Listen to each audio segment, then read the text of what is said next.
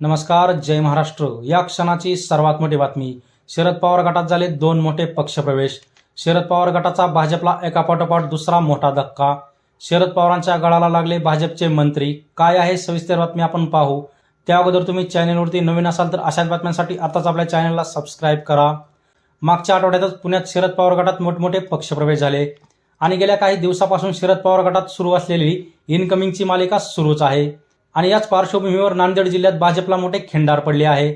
माजी केंद्रीय मंत्री सूर्यकांत पाटील यांनी गेल्या आठवड्यातच भाजपला राजीनामा देऊन राष्ट्रवादी पक्षात प्रवेश केला होता आणि त्यानंतर लगेच नांदेडमध्ये भाजपला दुसरा मोठा धक्का बसला आहे।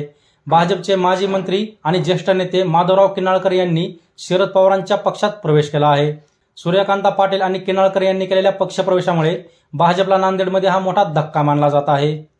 शनिवारी पुण्यातील एका कार्यक्रमात शरद पवारांच्या उपस्थितीत किनाळकर यांनी राष्ट्रवादी शरद पवार गटात पक्षप्रवेश केला आणि आगामी काळात होणाऱ्या विधानसभा निवडणुकीसाठी हे झालेले दोन मोठे पक्षप्रवेश खूप महत्त्वाचे मानले जात आहेत।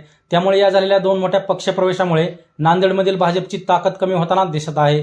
तर तुम्हाला काय वाटतं, या झालेल्या दोन मोठ्या पक्षप्रवेशामुळे नांदेडमध्ये भाजपला याचा तोटा होईल की नाही ते तुमचं मत कमेंट बॉक्समध्ये मांडा आणि अशाच राजकीय बातम्यांसाठी आताच आपल्या रय्या महाराष्ट्र या यूट्यूब चॅनलला सबस्क्राईब करा।